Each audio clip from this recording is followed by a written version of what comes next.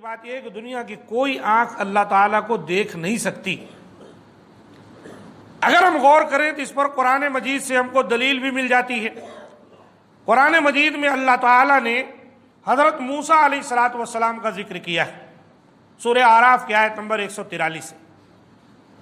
حضرت موسیٰ علیہ السلام نے خواہش کی اللہ تعالیٰ سے، جب اللہ تعالیٰ سے ملنے گئے تھے مقررہ وقت پر جسے میقات کہا گیا ہے۔ ارشاد باری تعالیٰ ہے وَلَمَّا جَاءَ مُوسَىٰ لِمِيقَاتِنَا وَكَلَّمَهُ رَبُّهُ قَالَ رَبِّ أَرِنِي أَنظُرْ إِلَيْكَ، اور جب موسیٰ علیہ السلام ہمارے مقرر کردہ وقت پر آئے اور ان کا رب ان سے ہم کلام ہوا تو انہوں نے کہا رب ارنی انظر الیک، اے میرے رب مجھے اپنا دیدار نصیب فرما۔ قال لن ترانی، اللہ تعالیٰ نے کہا ہے موسیٰ تم مجھے ہرگز نہیں دیکھ سکتے، ولکن انظر الی الجبل، لیکن دیکھو پہاڑ کی طرف، فإن استقر مکانہ فسوف ترانی، اگر یہ اپنی جگہ برقرار رہا تو تم مجھے دیکھ لو گے۔ فلما تجلی ربہ للجبل جعلہ دکا وخر موسیٰ صعقا، اللہ تعالیٰ نے اپنی تجلی اس پہاڑ پر ڈالی تو پہاڑ ریزہ ریزہ ہو گیا، اور اس پہاڑ سے جو روشنی حضرت موسیٰ کو لگی اس سے بے ہوش ہو کے گر پڑے۔ فلما آفاق، جب حضرت موسیٰ علیہ السلام کو ہوش آیا، قال سبحانک تبت الیک وانا اول المؤمنین، کہا اے اللہ تو ہر عیب سے پاک ہے، میں تیری طرف رجوع کرتا ہوں اور میں پہلا مومن ہوں۔ یعنی یہ ایمان ہے کہ تجھے کوئی آنکھ دنیا کی دیکھ نہیں سکتی۔ تو قرآن کی اس دلیل سے بالکل واضح ہو گیا کوئی آنکھ دیکھ نہیں سکتی۔ اور اسی طریقے سے قرآن مجید میں اور بھی دوسرے مقام پر اس بات کا ذکر کیا گیا ہے کہ اللہ تعالیٰ تو سب کو دیکھتا ہے لیکن اللہ تعالیٰ کو کوئی نہیں دیکھ سکتا۔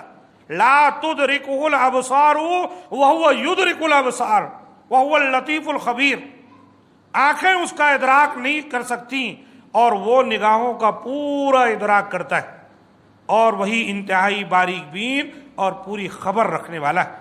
سورۃ الانعام کی آیت نمبر 130۔ تو ان آیات سے جو بات معلوم ہوئی وہ یہ کہ اللہ نے دنیا میں جن کو پیدا کیا ہے وہ لوگ اللہ تعالیٰ کو نہیں دیکھ سکتے، آخرت میں دیکھ سکتے، اس کی دلیل ہے۔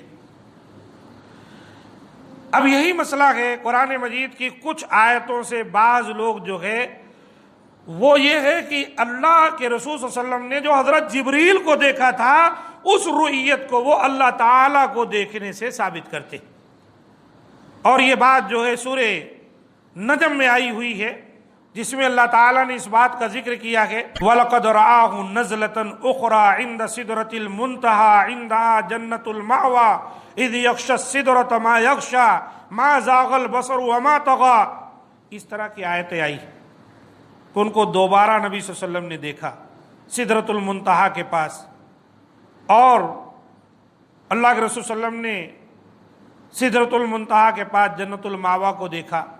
ایک تفصیل ہے، تو یہ جو ہے دراصل دیکھنا حضرت جبریل کو دیکھنا ہے۔ حضرت جبریل علیہ السلام کو اللہ کے رسول صلی اللہ علیہ وسلم نے 2 مرتبہ ان کی اصلی صورت میں دیکھا ہے۔ ایک مرتبہ کب؟ جب پہلی وحی کا آغاز نبی صلی اللہ علیہ وسلم پر ہوا، اس کے بعد آپ نے ان کو دیکھا، اور دوسری مرتبہ سدرۃ المنتہا کے پاس دیکھا۔ مسلم شریف کی حدیث ہے، آپ صلی اللہ علیہ وسلم فرماتے ہیں میں نے ان کو اصلی صورت میں دیکھا، 600 پر تھے ان کو۔ قرآن میں اللہ نے ذکر کیا اللہ نے فرشتوں کو پر بنائے، تو حضرت جبریل کو 600 پر تھے، اللہ کے رسول کہتے ہیں میں نے ان کو ان کی اصلی حالت میں دیکھا۔ تو یہ دعویٰ کرتا ہے کہ نبی صلی اللہ علیہ وآلہ وسلم نے اللہ تعالیٰ کو دیکھا ہے معراج کے موقع پر، تو یہ بات درست نہیں ہے، اور اس پر جو ہے دلیل بھی ہے۔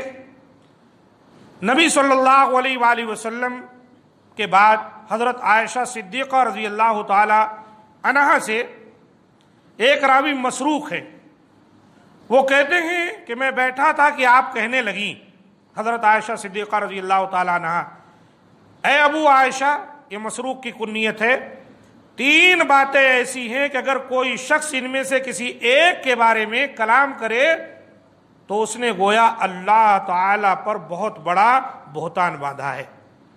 میں نے کہا وہ کون سی ہیں؟ فرمانے لگی جو شخص یہ دعویٰ کرے کہ حضرت محمد صلی اللہ علیہ وسلم نے اپنے رب کو دیکھا تھا تو اس نے اللہ تعالی پر بہت بڑا بہتان باندھا ہے۔ مسروق کہتے ہیں، جو راوی ہیں، میں تکیے کا سہارا لے کر بیٹھا ہوا تھا، حضرت عائشہ رضی اللہ تعالی عنہا کی یہ بات سن کر سیدھا بیٹھ گیا اور میں نے کہا ام المومنین مجھے بات کرنے کی اجازت دیں، جو بات آپ کہہ رہی ہیں کیا اللہ تعالیٰ نے یہ نہیں فرمایا وَلَقَدْ رَآهُ بِالْأُفْقِ الْمُبِينِ، سورہ تکویر کی آیت نمبر 23 ہے، کہ انہوں نے اس کو آسمان کے کھلے کنارے پر دیکھا اور فرمایا وَلَقَدْ رَآهُ نَزْلَةً أُخْرَى، اور انہوں نے اس کو دوسری بار دیکھا، یعنی سورہ نجم کی آیت نمبر 13 ہے۔ تو حضرت عائشہ صدیقہ رضی اللہ تعالی عنہا نے ان کی اصلاح کی۔ مسئلہ یہ ہے کہ آج کے لوگ جن آیتوں کو دلیل بنا کر یہ ثابت کرنے کی کوشش کرتے ہیں کہ نبی صلی اللہ علیہ وسلم نے اللہ تعالیٰ کو دیکھا ہے، آپ صلی اللہ علیہ وآلہ وسلم کے گھر کی آپ کے اہلیہ حضرت عائشہ صدیقہ رضی اللہ تعالی عنہا نے ان آیتوں کی تشریح اور اس کی وضاحت اور اس کی تفسیر اپنے زمانے میں ہی صحابہ کرام کے سامنے کر دی۔ حضرت عائشہ صدیقہ رضی اللہ تعالی عنہا نے مسروق کے اس اعتراض پر کہ قرآن میں سورہ تکویر اور سورہ نجم میں اللہ تعالیٰ نے ذکر کیا ہے کہ دیکھا ہے نبی صلی اللہ علیہ وسلم نے ان کو،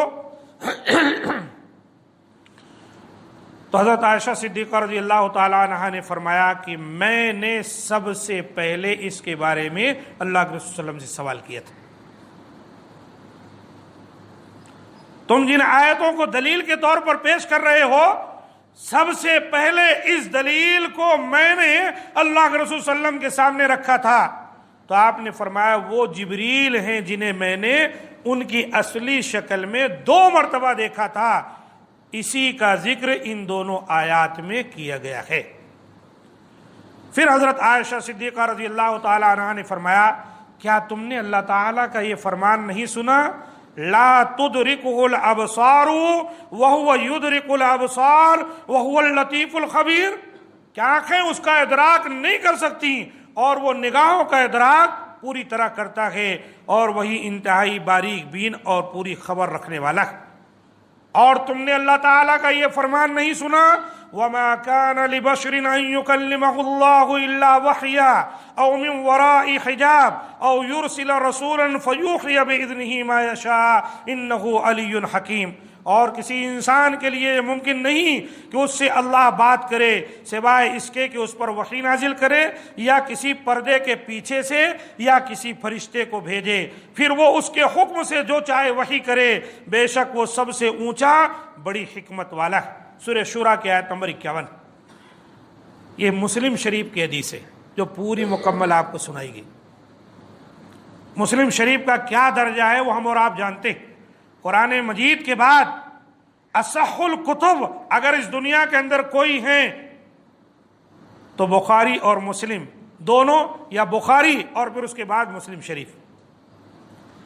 تو مسلم شریف کی اس حدیث سے جب یہ بات بالکل واضح ہو گئی کہ سورہ نجم اور سورہ تکویر کی آیت سے مراد جو اس میں رؤیت کا ذکر کیا گیا ہے یہ حضرت جبریل امین ہے نہ کہ اللہ تعالی،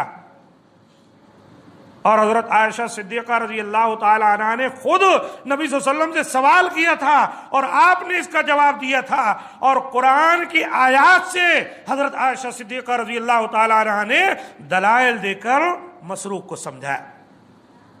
مسئلہ ختم۔ جب اتنا واضح دلیل آ جائے نا تو اب بات کرنی ہی نہیں چاہیے، لیکن لوگوں کو کیا سوچتا ہے کہ کچھ ایسی بات جس کے ذریعے سے وہ اپنا مسلک یا اپنی سوچ کو ثابت کر سکے اس کے لیے کوشش کرتے۔ ایک حدیث مسلم شریف میں کچھ اس طرح سے آتی ہے اللہ تعالیٰ کی صفت کے بارے میں، جس کو ہم اور آپ جان لیں تو اور بھی مسئلے کی وضاحت ہو سکتی ہے، جو مسئلہ میں آپ کے سامنے رکھنا چاہتا ہوں۔ حضرت موسیٰ رضی اللہ تعالیٰ عنہ بیان کرتے ہیں کہ رسول اللہ کرم صلی اللہ علیہ وسلم ایک مرتبہ آپ صلی اللہ علیہ وسلم ایک مرتبہ کھڑے ہوئے اور 5 باتیں بیان کی، تقریر کے لیے کھڑے ہوئے 5 باتیں بیان کی۔ آپ نے فرمایا ان اللہ عز وجل لا ینام ولا ينبغي له ان ینام، یقیناً اللہ تعالیٰ سوتا نہیں ہے اور اللہ تعالیٰ کے شایان شان نہیں ہے کہ وہ سوئے۔ اللہ لا الہ الا هو الحی القیوم لا تأخذه سنۃ ولا نوم، اللہ جو زندہ ہے اور تھامے ہوئے پوری کائنات کو، اس کو تو اونگ نہیں آتی، سونا تو دور کی بات ہے۔ اللہ تعالیٰ یخفض القسط ویرفعہ، اللہ تعالیٰ ترازو کو نیچے کرتا ہے اور اٹھاتا ہے۔ یرفع الیہ عمل اللیل قبل عمل النہار، جو لوگ نیک کام کرتے ہیں ان کا عمل رات کے وقت ہی اللہ کے پاس پہنچ جاتا ہے دن کے آنے سے پہلے۔ وعمل النہار قبل عمل اللیل، اور دن کا عمل پہنچ جاتا ہے رات آنے سے پہلے۔ حجابہ النور، اللہ کا حجاب نور ہے، اللہ کا حجاب نور ہے، نور۔ لو کشفہ، اگر اللہ تعالیٰ اپنے سامنے سے حجاب کو ہٹا دے، لاحرقت سبحات وجہہ منتہا الیہ بصرہ من خلقہ، اگر وہ اسے ہٹا دے تو اس کے چہرے کے انوار تمام مخلوقات کو جلا کر راکھ بنا دے۔ مخلوق میں تاب نہیں کہ اللہ کے سامنے سے حجاب ہٹ جائے تو اللہ کے نور کو برداشت کر سکے۔ قرآن سے تو ایک دلیل آپ نے دیکھا کہ کوہ طور پر ذرا سی تجلی کیا پڑی، پھٹ گیا۔ یہاں ایک لفظ آیا من خلقہ، اس کی مخلوق میں سے، اور ہمارے نبی جناب محمد صلی اللہ علیہ وسلم بھی مخلوق ہے۔ اب کیسے آپ دیکھ سکتے ہیں؟ دیکھنے کے لیے یہ حجاب ہٹنا ضروری ہے، اور حجاب ہٹے گا تو اللہ کے رسول کہتے ہیں جہاں تک اللہ کا نور پہنچے گا اللہ کی ساری مخلوق درام برام جل کر خاکستر ہو جائے گی۔ یہ بھی مسلم شریف کی حدیث ہے۔ حضرت ابو ذر رضی اللہ تعالیٰ عنہ بھی بیان کرتے ہیں کہ میں نے خود رسول اللہ صلی اللہ علیہ وسلم سے سوال کیا، کیا آپ نے اپنے رب کو دیکھا؟ یہ بھی مسلم شریف کی حدیث ہے 178 نمبر کی۔ تو اللہ کے رسول صلی اللہ علیہ وسلم نے فرمایا نور انا اراہ، ارے وہ تو نور ہے، نور کہاں سے دیکھ سکتے؟ وہی وہ نور ہے دیکھو جو یہاں حدیث میں آیا، ایک نور ہے، حجاب نور کا ہے اللہ اور اس کے مخلوق کے درمیان، اللہ کو کون دیکھ سکتا ہے؟ دیکھیں کتنی واضح دلیلیں ہیں۔ ان تمام واضح دلائل سے جو بات ثابت ہوئی، جو بتانا چاہتا تھا میں آپ کو، وہ یہ ہے کہ اللہ کے رسول صلی اللہ علیہ وسلم نے معراج کے سفر میں اللہ تعالیٰ کو اپنی آنکھوں سے نہیں دیکھا ہے۔ ہاں دوسری احادیث اس پر دلالت کرتی ہے کہ اللہ کے رسول نے خواب میں اللہ تعالیٰ کو دیکھا ہے۔ تو خواب میں کوئی بھی دیکھ سکتا ہے، ہم اور آپ بھی دیکھ سکتے ہیں، اللہ تعالیٰ کا فضل و کرم ہو جائے تو، کیونکہ خواب میں کوئی رویت سے کوئی انکار نہیں کر سکتا۔ خواب میں ہر وہ چیز دیکھی جا سکتی ہے جو اپنی آنکھوں سے انسان نہیں دیکھ سکتا ہے، ریئل۔ تو عزیز ساتھیوں، یہ ایک مسئلہ تھا جس کی وضاحت آپ کے سامنے ضروری تھی تاکہ ہمارا عقیدہ درست ہو جائے۔ معراج ہوئی، نبی صلی اللہ علیہ وسلم کو، اللہ کے رسول کو بیداری میں معراج کرائی گئی، آپ کو جسم کے ساتھ روح کے ساتھ معراج کرائی گئی۔ معراج کا ہم انکار نہیں کرتے، لیکن اس کے لیے کوئی رات مقرر کرنا، جاگنا، عبادت کرنا، شب معراج یا صبح اٹھ کر روزے رکھنا، یہ تمام چیزیں بدعت ہیں، اللہ کے رسول صلی اللہ علیہ وسلم سے کچھ بھی ثابت نہیں ہے۔ اللہ تعالیٰ سے دعا ہے کہ مولا کریم ہم تمام کو جو باتیں قرآن و سنت سے ثابت ہیں ان کو اپنانے اور ان پر عمل کرنے کی توفیق دے، اور جو بدعات و خرافات ہیں اللہ تعالیٰ ہم جمیع مسلمانوں کو اس سے محفوظ رکھے۔